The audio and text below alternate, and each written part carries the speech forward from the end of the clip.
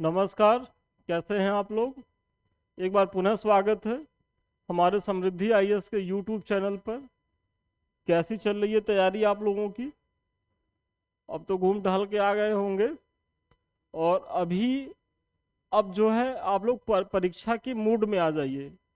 हम वो इसलिए कह रहे हैं कि अब आप लोग का चूंकि परीक्षाएं बहुत लेट हो गई हैं, आप लोगों ने खूब मस्ती कर ली, शादी विवाह को भी खूब बढ़िया से अटेंड कर लिया। अब जो है आप पूरा कंसंट्रेशन करिए अपनी तैयारी में, और वो भी अभी मुख्य परीक्षा को लेकर के करिए। क्योंकि आप लोगों का जो प्रीलिम्स है वो जुलाई में न हो करके बहुत संभावना है कि वो कब हो रही है, अक्टूबर के फर्स्ट वीक या सेकेंड वीक में, या फिर अगर बहुत डिले होगी तो नवंबर तक तो हो ही जाएगी। तो आप सोचिए कि फिर उसके बाद जब एक बार आयोग परीक्षा के मूड में आएगा तो आप लोगों को वो अवसर नहीं देगा। तब आप लोगों का हाथ पांव फूलेगा, और उसे बचने के लिए अभी जो है निरंतर जो है पढ़ते रहिए, और अभी तो मुख्य परीक्षा को पढ़िए। मतलब आप लोग पूरा प्रयास करिए कि 31 अगस्त तक आप लोग अपनी मुख्य परीक्षा की करीब करीब 70% तक तैयारी कर लीजिए। और इसी के तहत जो है हम टाइम टू टाइम खुद इस तरीके का इनिशिएटिव लेके आ ही रहे हैं। हमारे संस्थान द्वारा टेस्ट सीरीज का भी आयोजन कराया जा रहा है, तो चलिए अभी उस पर भी चर्चा करेंगे। आज का हमारा जो प्रश्न है उसको देखते हैं। उत्तर प्रदेश की राजस्व व्यवस्था के समक्ष मुख्य चुनौतियां क्या हैं? ये आपके यूपी पीसीएस जीएस पेपर 6 से संबंधित प्रश्न है, और आज हम जो है इसकी जो चर्चा करेंगे। इसको सही करो नीरज, देखो यार क्या हो गया इसको।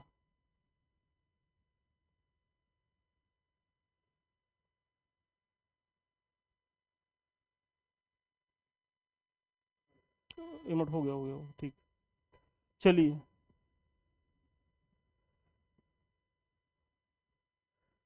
सबसे पहले एक छोटी सी भूमिका कि उत्तर प्रदेश की सर्वाधिक जनसंख्या, उत्तर प्रदेश देश की सर्वाधिक जनसंख्या वाला कृषि प्रधान राज्य है।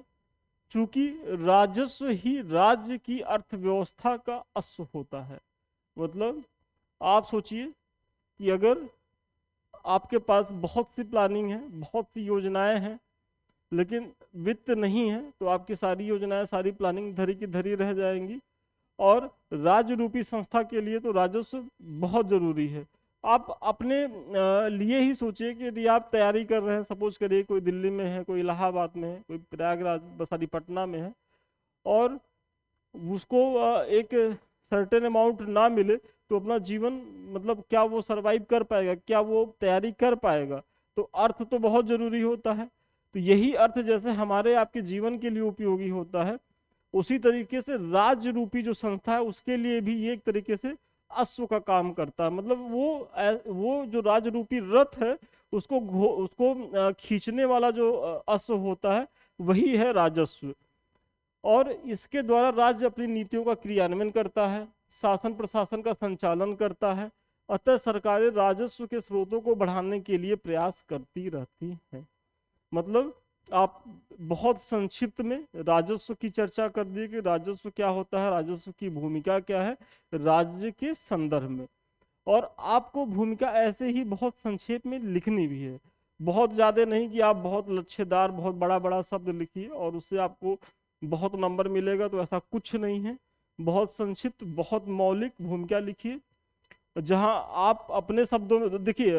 हमेशा जो है मेंस आंसर राइटिंग में एक प्रयास और भी करिएगा कि उसको अपने शब्दों में लिखने का प्रयास करिएगा।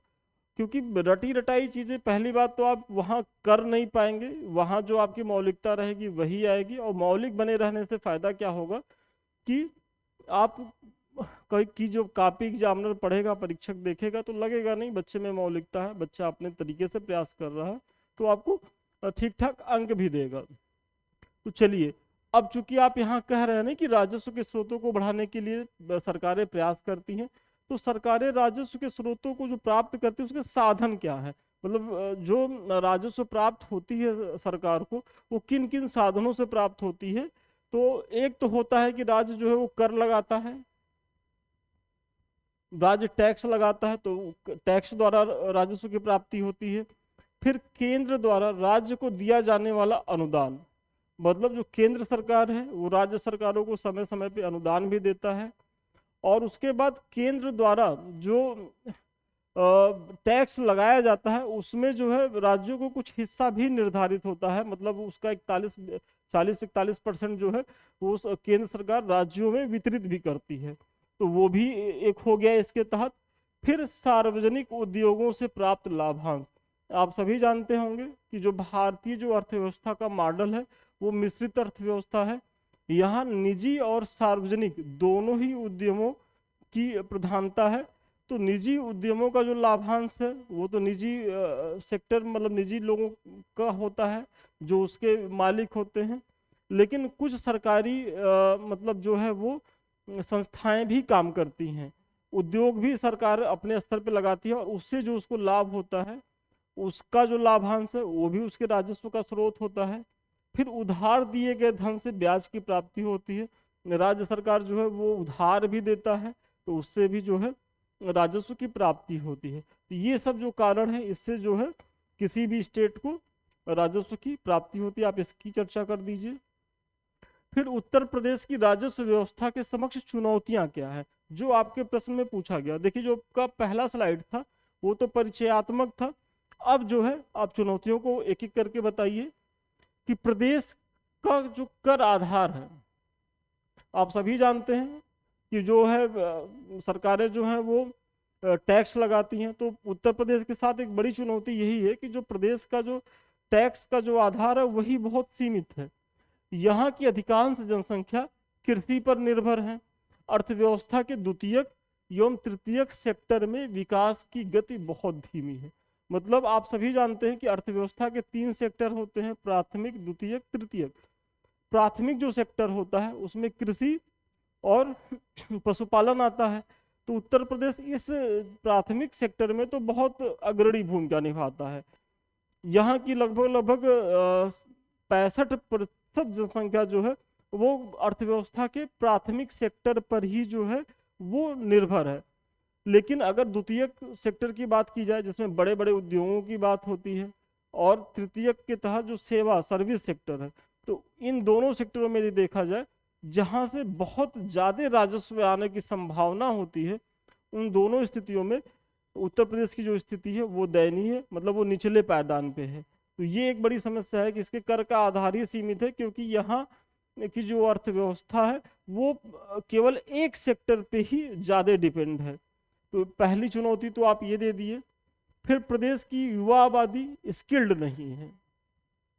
देखिए उत्तर प्रदेश जो है वो जनसंख्या लाभांश की स्थिति में है।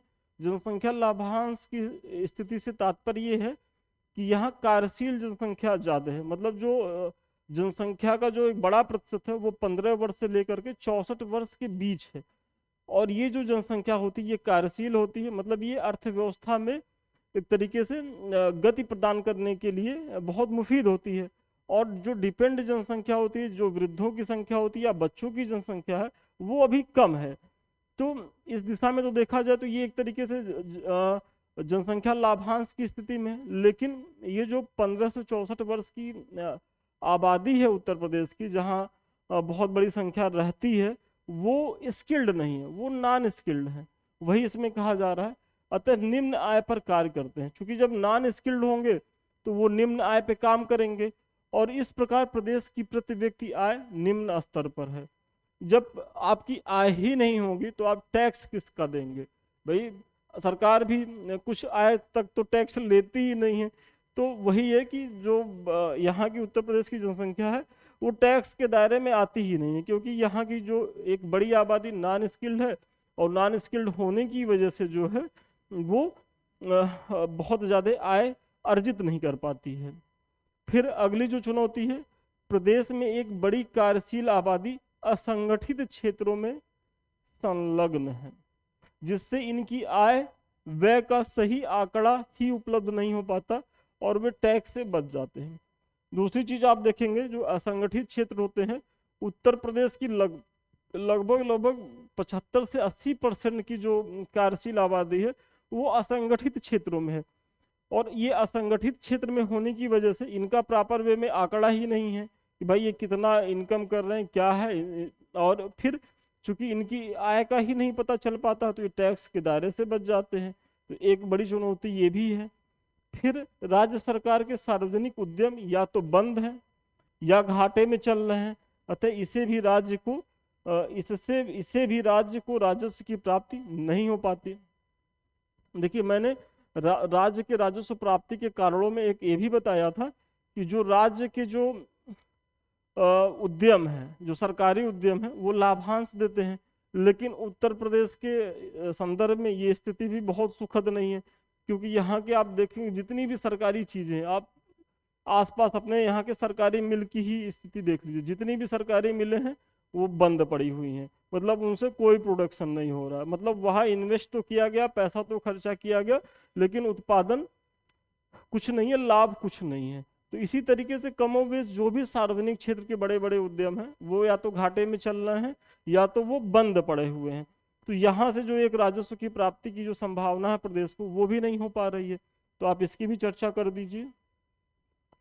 चलिए आगे बढ़ने से पहले एक छोटी सी सूचना, जैसा कि मैंने क्लास के प्रारंभ में ही कहा था कि ये समय जो है आपको मुख्य परीक्षा के पढ़ने का समय है, और इसी के तहत हमारे संस्थान द्वारा भी जो है वो टेस्ट सीरीज का आयोजन किया जा रहा है। और हमारे संस्थान का ये उद्देश्य है कि आपकी प्रीलिम्स के पहले पहले हम आपके मुख्य परीक्षा का एटलीस्ट 70% भाग जो है वो तैयार करवा दें, क्योंकि यदि आप अपने प्रीलिम्स से पहले 70% तक की चीज़ें तैयार कर लेते हैं तो आप सोचिए कि उसके बाद पीटी के बाद आपको उतना बर्डन नहीं पड़ेगा। 70% जो आपने तैयार किया केवल आपको इसका रिवीजन करना होगा, और जो थोड़ी बहुत चीज़ें नई पढ़नी भी होंगी वो आप बहुत सहजता से कर सकेंगे। लेकिन यदि आप ये सोच रहे हो कि नहीं एक बार हम पीटी दे लेते हैं और पीटी देने के बाद फिर मुख्य परीक्षा की तैयारी करेंगे, तो ये आप रणनीतिक दृष्टि से बहुत बड़ी गलती कर रहे हैं, क्योंकि इससे आप हो सकता है कि पीटी पास कर जाए, लेकिन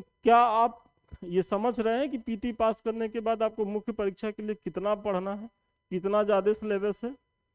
और सही मायने में जो बच्चे जिनको ये लगता है कि प्रीलिम्स जो है वो प्रीलिम्स में बहुत पढ़ना, तो प्रीलिम्स में तो कुछ नहीं होता है यार। जब आप मुख्य परीक्षा पढ़ेंगे तब आपको समझ में आएगा कि वास्तविक पढ़ाई होती क्या है। और मुख्य परीक्षा की तैयारी जो है वो पीटी के बाद होती ही नहीं है, वो आपको प्रत्येक मतलब हर समय आप मुख्य परीक्षा के मोड में होना चाहिए। प्रीलिम्स तो एक तरीके से भीड़ छाटने की परीक्षा है, असली जो परीक्षा है वो मुख्य है, और इसीलिए उसको मुख्य परीक्षा नाम भी दिया गया है। तो हमारे संस्थान द्वारा भी टेस्ट सीरीज ऑर्गेनाइज किया जा रहा है। 7303307507 पे आप संपर्क कर सकते हैं, ऑफिस के लोग बहुत बेहतर तरीके से बताएंगे। देखिए इसमें जो है हम इतना संक्षेप में बता दें कि इसके माध्यम से हम प्रत्येक दिन आपको 2 क्वेश्चन देते हैं, और जैसे आज का जो क्वेश्चन है वो हम कल रात में ही दे देंगे करने के लिए, और आज उसको 5 बजे तक आपको सबमिट करना होगा। उसके बाद 5 बजे के बाद आपकी कॉपी का मूल्यांकन किया जाएगा, और 10 बजे तक आपको जो है वो मॉडल पेपर दे दिया जाएगा। तो इससे क्या होगा कि आप जो है अपने प्रश्न पत्र के प्रत्येक भाग से जो भी महत्वपूर्ण क्वेश्चन है उनके माध्यम से न केवल आप अपने सिलेबस को तैयार कर लेंगे, और प्रत्येक सिलेबस मतलब प्रत्येक सिलेबस के प्रत्येक भाग से जो है आपको जो है वो महत्वपूर्ण प्रश्न मिल जाएंगे। तो प्रश्नों के माध्यम से आपका संपूर्ण तैयारी हो जाएगी इस टेस्ट सीरीज के माध्यम से। और देखिए इसी तरीके से आपकी कॉपी जो है वो पीडीएफ में आएगी, सब पे मार्किंग किया गया है, थोड़ा सा आपको ब्लर दिख रहा होगा। और उसके बाद जो है इस तरीके से फिर मॉडल पेपर दे दिया जाता है। तो आप लोग इससे जुड़िए, इसका लाभ लीजिए। और टेस्ट सीरीज की जो है चाहे प्रीलिम्स हो चाहे मुख्य परीक्षा हो, उसमें बहुत ज़्यादा भूमिका होती है, क्योंकि ये आपको न केवल लिखना बताता है बल्कि आपको कैसे नंबर, देखिए लिखना तो आसान है, कोई भी लिख के आ जाएगा, लेकिन क्या आपके लिखे पे अंक मिल रहा है? और अंक तभी मिलेगा कि जब आप प्रॉपर वे में लिखेंगे, टू द पॉइंट लिखेंगे। यदि कोई चीज़ बता रहे हैं तो उसके पीछे, यदि कोई दावा कर रहे हैं तो उसके पीछे प्रमाण आपको देना होगा। तो ये सारी चीज़ें आप जो है अपने मुख्य परीक्षा में ही सीख सकते हैं। तो चलिए सूचना समाप्त हुई। अब अगले पॉइंट पे आते हैं। क्योंकि देखिए हम राजस्व व्यवस्था के समक्ष चुनौतियों की चर्चा कर रहे थे, तो अब अगली चुनौती है कि संसाधनों के आवंटन में भ्रष्टाचार एवं न्यायपूर्ण वितरण की कमी से राज्य की एक बड़ी आबादी रोजगार के अवसरों से भी वंचित हो जाती है। फिर इस प्रकार उपर्युक्त विवरण के आधार पर कहा जा सकता है कि प्रदेश सरकार के राजस्व स्रोतों को बढ़ाना एक बड़ी चुनौती है। मतलब आपने जो पीछे के पॉइंट बताया उस हिसाब से तो आप कह रहे हैं कि जो राजस्व के जो स्रोत हैं उनको बढ़ाना एक बड़ी चुनौती है। हालांकि इसके निदान है तो प्रदेश सरकार उल्लेखनीय प्रयास भी कर रही है जो निम्न है। देखिए चुनौती तो है, लेकिन चुनौतियों का समाधान भी है। और आप अपने मुख्य परीक्षा में यही अप्रोच अपनाएंगे कि यदि आप सीमा बता रहे हैं, सीमाएं बता रहे हैं, तो उस सीमाओं से निपटने का मार्ग भी आप बता दीजिए संक्षेप में। तो सबसे पहला चुनौतियों के निदान के तहत सबसे पहला पॉइंट है कि तीव्र औद्योगिकरण एवं सार्वजनिक उद्योगों में निवेश। मतलब जो हमारा द्वितीयक सेक्टर है उसमें उसमें प्रयास किया जाए, और जो सार्वजनिक उद्योग है उसमें निवेश बढ़ाया जाए, मतलब सरकार द्वारा। फिर असंगठित क्षेत्रों को संगठित क्षेत्र में परिवर्तित किया जाए, क्योंकि चुनौतियों में मैंने बताया ही था कि एक बड़ी आबादी जो है वो असंगठित क्षेत्र में है। तो वही कहा जा रहा है कि जो असंगठित क्षेत्र के लोग हैं इन्हें संगठित क्षेत्र में लाया जाए। खाद्य एवं प्रसंस्करण उद्योगों को बढ़ावा देना, क्योंकि उत्तर प्रदेश की अर्थव्यवस्था जो है वो अपने स्वरूप के प्रथम चरण पे ज्यादा फोकस्ड है, मतलब जो एग्रीकल्चर पे है। तो एग्रीकल्चर को यदि और ज्यादा प्रमोट करना है तो खाद्य प्रसंस्करण जो उद्योग हैं उनमें इन्वेस्ट करने की जरूरत है, ये आप बता दीजिए। फिर देसी विदेशी प्रत्यक्ष निवेश को बढ़ावा देने के लिए ग्लोबल इन्वेस्टर समिट जैसे बड़े आयोजन का संचालन, क्योंकि देखिए जब देश या विदेश से जब एफडीआई आता है तो एफडीआई से एक लाभ ये होता है कि वित्त आता है, उसके साथ साथ तकनीकी भी आती है, और आपको मतलब वित्त मिल जाता है, तकनीकी मिल जाती है, और लोकल स्तर पे आपके प्रदेश के युवाओं को रोजगार मिल जाता है। इससे जो तिहरा लाभ होता है। तो इसीलिए आप देख रहे होंगे, और इससे फिर जब रोजगार मिल जाएगा तो राजस्व की संभावना बढ़ जाएगी। तो आप इसीलिए देख रहे होंगे कि इधर जो है सरकारें जो हैं, उत्तर प्रदेश की जो सरकार है वो ग्लोबल इन्वेस्टर समिट का आयोजन करती है, जिसके माध्यम से बहुत बड़े बड़े उद्योगों को यहाँ स्थापित करने के लिए एक बेहतर अवसर उपलब्ध कराया जा रहा है। फिर स्टार्टअप हेतु पर्याप्त वित्त की व्यवस्था, कि अगर कोई उद्यमी है वो स्टार्टअप करना चाह रहा है तो उसके लिए पर्याप्त वित्त मतलब वही ऋण सुविधा उपलब्ध कराना। फिर पर्यटन, शिक्षा एवं स्वास्थ्य आदि पर निवेश। भाई पर्यटन पे आप करेंगे, शिक्षा पे करेंगे, स्वास्थ्य पे करेंगे, तो ये सब भी तो राजस्व के स्रोतों को बढ़ाने वाले कारक हैं। तो ये सारी जो चीजें हैं आप इसकी चर्चा करके अपने उत्तर को खत्म करिए। तो चलिए आज के प्रश्न का उत्तर यहीं तक था, और मुझे बहुत भरोसा है कि आप लोगों को इसके माध्यम से न केवल प्रश्न को कैसे करना है बल्कि भूमिका कैसे लिखनी है, निष्कर्ष कैसे देना है, बीच का पार्ट कैसे लिखना है, सारी चीजें कुछ हद तक सीखे होंगे। इसके बारे में तो मैंने चर्चा कर ही दी है। अधिक जानकारी के लिए 7303307507 पे संपर्क करें, ऑफिस के लोग और बेहतर बताएंगे। सबसे लास्ट में देखिए ये हमारे समृद्धि आईएएस का टेलीग्राम चैनल है, और इससे तो आप लोग इसलिए जुड़िए क्योंकि यहाँ जो है आपको अपनी परीक्षा से संबंधित बहुत सी जानकारियाँ निःशुल्क मिलती हैं। करंट अफेयर्स की चीज़ें यहाँ डेली प्रोवाइड करवाई जाती हैं हमारे संस्थान के लोगों द्वारा। और ये जो दो चैनल है इससे जिससे एक तो है समृद्धि आईएएस का यूट्यूब जिससे हम आप रूबरू हो रहे हैं, और दूसरा संदीप मिश्रा ऑफिशियल। आप लोग दोनों चैनल से जुड़िए, क्योंकि हम इसके माध्यम से समय समय पर आपकी परीक्षा से उपयोगी बहुत सी चीज़ें लेकर के आते रहते हैं, कभी पीटी के लिए, कभी मुख्य परीक्षा के लिए, और फिर कभी इंटरव्यू प्रोग्राम के तहत भी आते रहते हैं। तो चलिए आज के लिए इतना ही, पुनः मिलते हैं नए वीडियो में नए क्लास के साथ। तब तक के लिए धन्यवाद, शुभकामनाएं आपको।